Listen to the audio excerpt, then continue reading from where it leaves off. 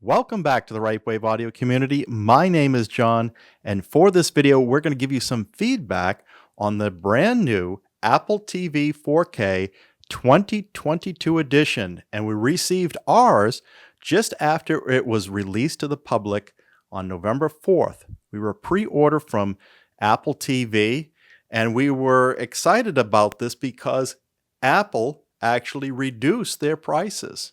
And we'll talk about that more later. There's two models that are out there. Is a Wi-Fi only model, which is not like we had before, $129.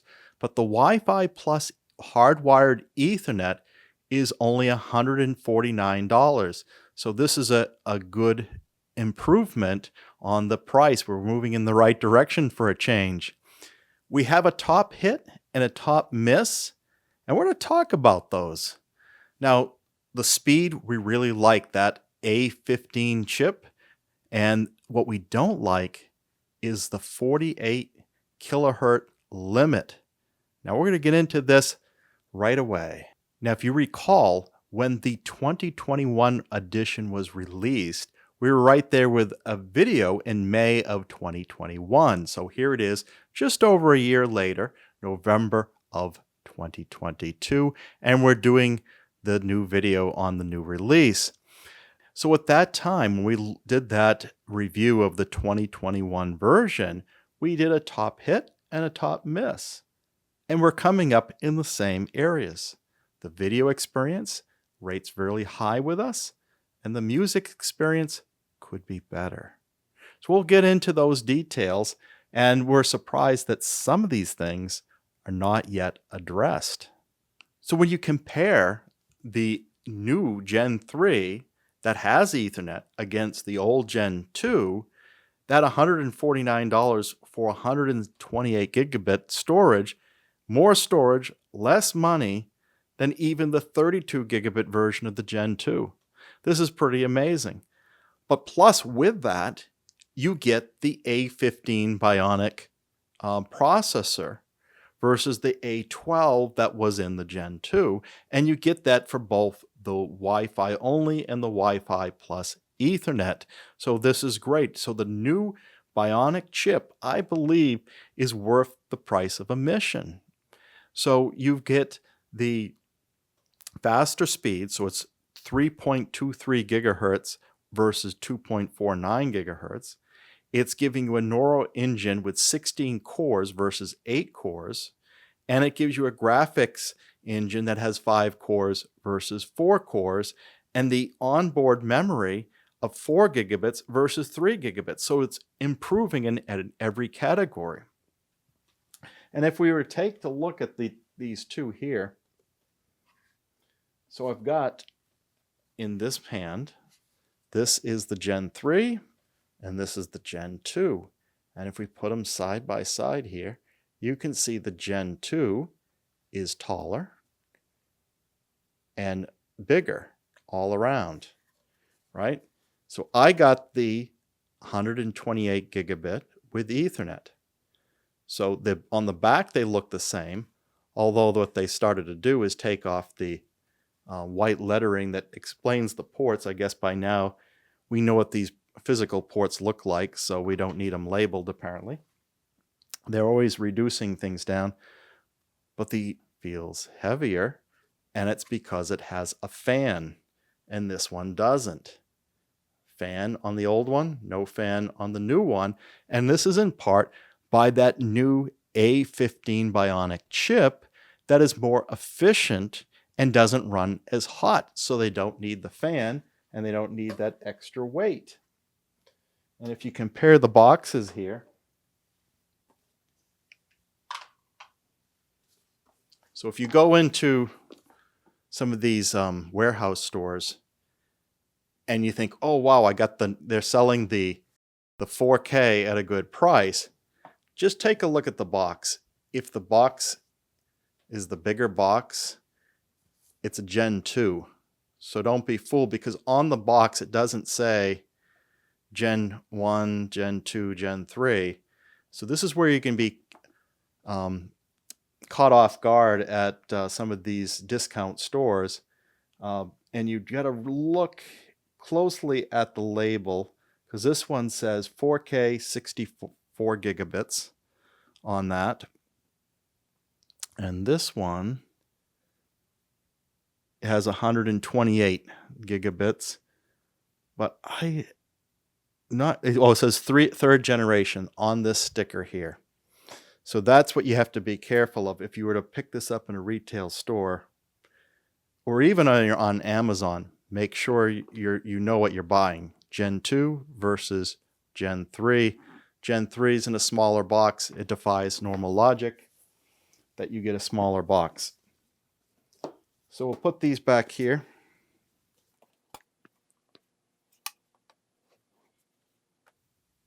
And we move forward here. The other thing that we'll note here is the one area that it moves a little bit backwards is on that Wi-Fi only model. So not only is it losing the the wired Ethernet connection, it doesn't have support for Thread, which is the network communications necessary for like the HomeKit and the home automation stuff that Apple is now getting involved with. So if you're not doing any of that home automation, maybe you don't care about it, but if you are, you probably want to move up to the Ethernet version so you have that Thread capability. Now, tvOS 16.1 is made specifically for the new Gen 3, but if you've noticed is your Gen 2 devices, and I noticed it myself, will also upgrade to 16.1, albeit it was originally released with, I think, 14.5 on the tvOS. You won't have all the features, and we're going to get into that in a second here. So these are the major differences between the Ethernet and version and the Wi-Fi only version. What you'll notice is really just that Ethernet port. Otherwise, you've got the same processor, the same amount of memory, the same operating system. You're just moving up from 64 gigs to 128 gigs, and you're gaining that Ethernet port. And then finally, the Wi-Fi only doesn't have support for Thread if you're going to do the HomeKit. But you did have it in all the Gen 2 models. Looking at the remotes, these are going to look exactly the same on most sides, including the little button on the side and the front. But where it's going to look, the only place it's going to look different is where you plug these in to charge the battery. Now, these things hold their charge for quite a long time, but the old one uses a Lightning connector, and the new one uses USB-C, and that's the major difference. So I put the Lightning with the old one and the USB-C with the new one. I can tell them apart that way.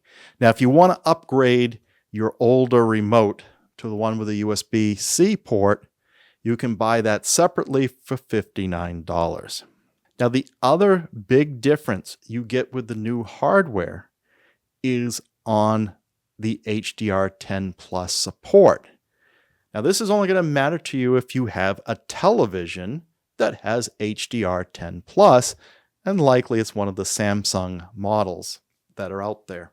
But otherwise, the second gen and the third gen both have Dolby Vision and HDR10 support. But definitely, if you have a Samsung TV with HDR10 Plus, the Gen 3 might be of interest to you. Otherwise, a lot of things in common between Gen 2 and Gen 3. So you have the Wi-Fi is 6, which is 802.11ax. The Bluetooth is 5.0. They all have an IR receiver, infrared receiver. They all have a built-in power supply. Where it only comes in difference on some of these specs is on the weight and dimensions, which we alluded to earlier. So the old one was 15 ounces, 430 grams. The new one is between 7.3 and 7.5 ounces. The Ethernet port does add a few ounces, 2/10 of an ounce, or 208 grams or 214 grams for the one with Ethernet. Now the dimensions scale down a little bit, going from a height of 1.4 inches to 1.2 inches, or 36 to 30 millimeters. It's square, so the other dimensions, the width and the length, are 3.9 inches squared, or 99 millimeters for the Gen 2, and then these get a little bit smaller for 3.66 inches on both dimensions and 93 millimeters in both dimensions, regardless of whether it has Ethernet or not. As far as the TV OS that gets upgraded, as far as I can tell, the only feature that isn't available to the Gen 2 is the HDR10 Plus. It's likely that you're going to get the additional controller support for gaming. So if you want to use now a Nintendo Switch Joy-Con or Pro controller, you can. They both support PlayStation and Xbox previously, and they have a new feature called Video Previews. They have metrics for the Fitness Plus added. And what's coming in version 16.2, we believe, is up to 6 Siri users. So you can recognize the voice of individual users in your household for that feature. So that could be very good. And those who have AirPod family, they have this Hey Siri support that's been added. So I believe all those features will work on the Gen 2, although it's not really clear from Apple's literature which ones come through, but they do clearly state that HDR10 Plus is not available on the older hardware. When we looked on the Apple site for the specs for the video formats, audio formats, photo formats, and compatibility, we noticed it's pretty much identical between Gen 2 and Gen 3, because we captured all this when we did the video over a year ago. And the wording is a little different order, but all the same points are made. So nothing big there. What we do notice, though, is the audio formats they're just not clear enough, because they don't talk about the maximum bit rates and sampling rates that they support. And this has been the concern of ours, because when we did the review over a year ago for the second gen, we mentioned that they cap off regardless of what the streaming service has available. So if they have a 96 kilohertz or a 192 kilohertz source file, it's going to spit out 48 kilohertz to your audio equipment if you're going through the Apple TV. Now, at the time, we thought they were going to come out with new firmware that would unlock that. And that's how we presented it over a year ago. So when we put in the new Apple TV 2022, I thought I wasn't going to have a problem. Now, we recently moved from an older processor that didn't have HDMI ports on it to now 2 units here, the Emotiva RMC1 and the Marantz Cinema 50 that do. I thought, well, this is pretty much going to be plug and play. I'll be able to put this in, and I won't have to do what I've done previously, is use my Moto Mark of the Unicorn M4 DAC, and I believe it's a Saber DAC that's inside of this, coming out then analog after this. So I go from my laptop running Amazon Music into the Mark of the Unicorn DAC, and then RCA analog into my processor, and I was getting up to 192 kilohertz files that were getting processed through this and decoded properly. Now I feel like I'm getting a step back because going through the Apple TV 4K 2022 as well as 2021, I'm capped at 48 kilohertz. Now, we're going to have to figure out more on this, but we believe that other competing devices have since upgraded. So the Fire TVs, we understand, can do the 192 kilohertz. So can Roku. So can NVIDIA Shield. If you know otherwise, let us know, because this is really important information. And why is Apple behind on this? Why are they so stubborn to stick to 48 kilohertz? I don't know. Obviously, the Apple TV works with AirPlay. So if you have a mobile phone that's an iPhone, it will be able to work with that. And if you have devices that work with AirPlay, like receivers, like the Cinema 50, not the Emotiva, although I'm understanding the next generation that's coming out next summer, they're going to be adding streaming support, so we'll be watching that. There could be sound bars and all sorts of things that work with AirPlay, as well as the headphones and AirPods that Apple has. So it's good that it has support for that ecosystem, as it always has. And I'm just going to stop here briefly. I think this slide here is something we should do a deep dive on later, but the various music streaming sources services out there, and which ones have high res. And since over a year ago when we did the last video, we've seen the numbers tick up from like 70 million to 100 million or 90 million, depending on the service. But generally speaking, whether you're talking, Apple Music, Amazon Music, Tidal, Qobuz, Deezer, Spotify, they're all up over, let's say, 80 million songs on there. Now, they're not delivering all the songs at CD quality or high res, and I think the baseline should, we shouldn't be going below CD quality.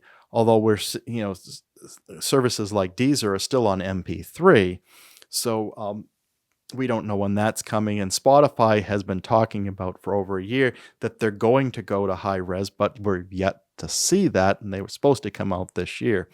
So we keep looking for that, and it's good to have this competition. And these services, if we go from Apple Music, Amazon Music, Tidal, and Qobuz, if we just look at those four, they all support 24-bit 192 kilohertz file format. So they have them on their sites in varying quantities. So, a lot of them are well over 1 million of the high res.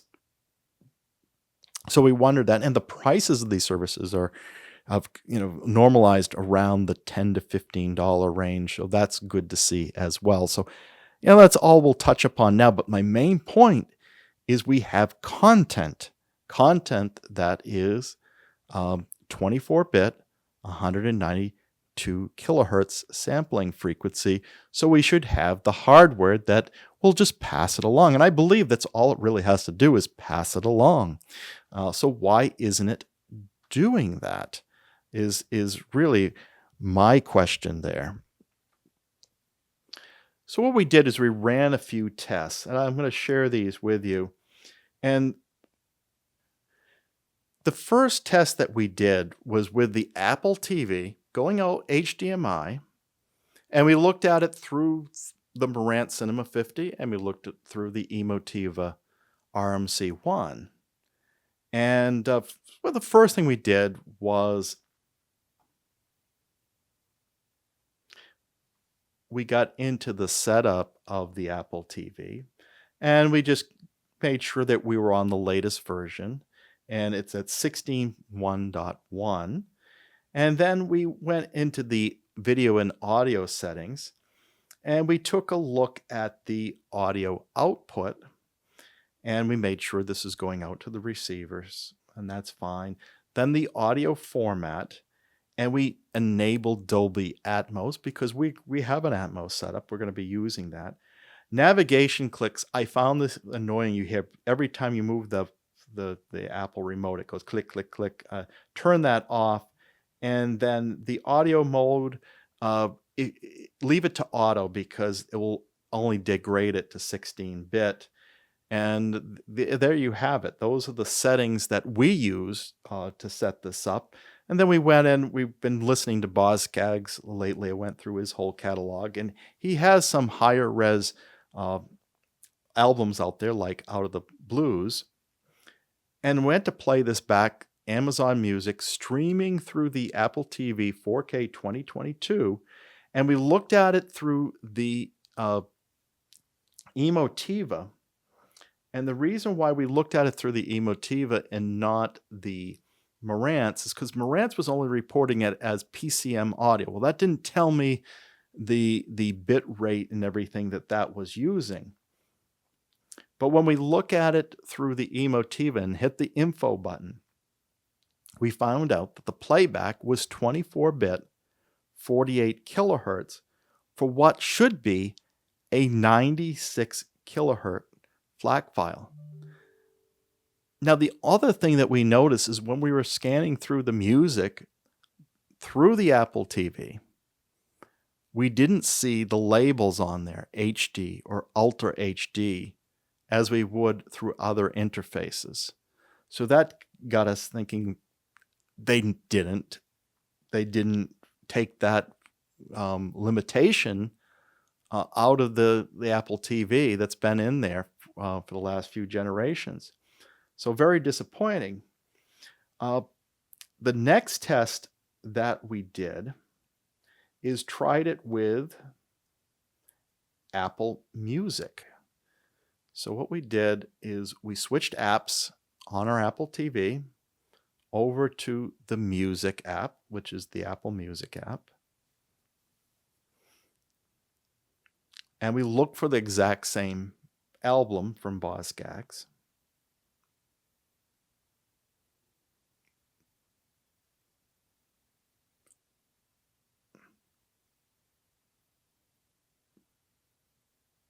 So we find the same 2018 release from him.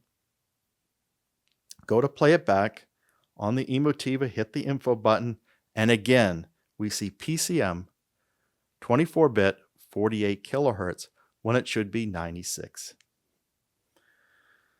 So we don't give up. What we did is to say, all right, let's revert back to our old setup. We'll go back to the laptop running the Amazon Music application. We're going to run it out to the Mark of the Unicorn M4 and analog back to, in this case, I think it was the Marantz I wired it to. And let's take a look at what we did. So the first thing we did was confirm that output 3.4 was being used by the application, and it was so going out to the DAC and not using the internal speakers or something. So with that select to the right item, we could then move forward with the test. And the other thing that we wanted to make sure is happening is on the settings. You can go up to your profile on Amazon Music and make sure that it is set to accept ultra high definition files on the output. So that's how ours was set. And then we found the same track. And then when we go to look at this, it shows you the track quality. The track quality is 24-bit, 96 kilohertz. The device capability is 24-bit, 192 kilohertz. And it's currently playing at 2496, which is the track quality. This is what we wanted to see, and it's using a FLAC codec. So this is perfect. This is what we wanted to see from the Apple TV, but we weren't. So having proved that out, The next thing that we wanted to try is, what if we run this through HEOS? So from our mobile app, we did run HEOS, and then we launched the same application. And right away, what we see on the Marantz, we have to use the Marantz Cinema 50 because HEOS is not supported by the Emotiva. It's a purely Denon Marantz solution here. We see in the upper right, we see Amazon Music Ultra HD, and we see that it's playing at FLAC 9624. This is perfect once again. So pushing it out through HEOS is the workaround. Albeit I don't like the HEOS navigation quite as nicely as going through the Apple TV. But I will live with it because, I'd rather have that functionality. So the next thing that we did was,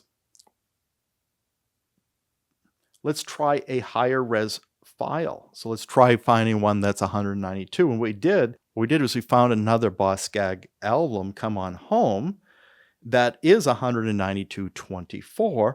And when we pushed it out through HEOS, it shows through the Marantz as 192.24. Perfect. Then we tried it through AirPlay with the phone. And this, we couldn't tell what it was really. It did work, but we couldn't tell what was really pushing there. And because when it shows up through Marantz, it just says the signal is PCM. It doesn't show you the bit rate and the sampling rate. So those were our tests.